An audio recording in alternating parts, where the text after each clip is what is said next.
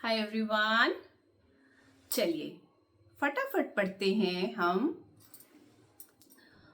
Simple present tense को form करने के rule. Okay, simple present tense में बॉड मास का कौन सा कॉन्सेप्ट लगेगा?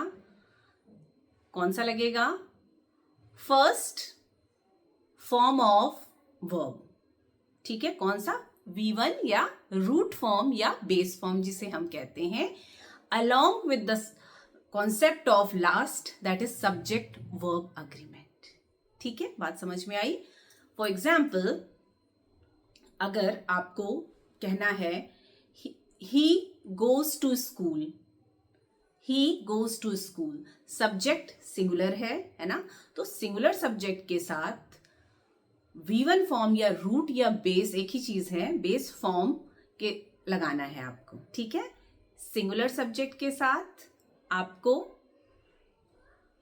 रूट फॉर्म ही लगाना है, प्लूरल फॉर्म के साथ भी आपको बेस रूट ही लगाना है।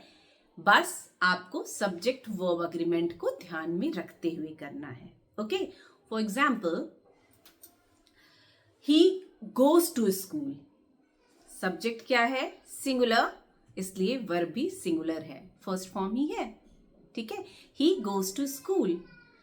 सेकेंड प्लूरल लेते हैं सब्जेक्ट, दे। ओके, तो दे गो टू स्कूल। ठीक है, वो स्कूल जाते हैं। आई गो टू स्कूल, आई के साथ भी फर्स्ट फॉर्म लगेगा और गो लगेगा। Is it clear to everyone? So when you are framing simple present tense के sentences, then you have to keep it in your mind कि सब्जेक्ट वर्ब अग्रीमेंट ध्यान में रखना है, and we have to use the base और root form of verb. ठीक है, तो बॉड मास का कौन सा कॉन्सेप्ट है? मेन वर्ब का रूट या base form of verb plus last as subject verb agreement. Done? Is it clear to everyone? We can take more such examples.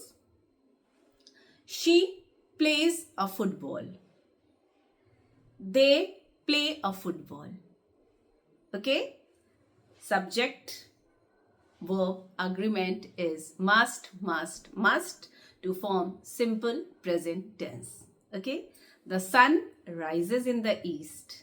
The sun sets in the west. Singular है, तो subject verb is also singular.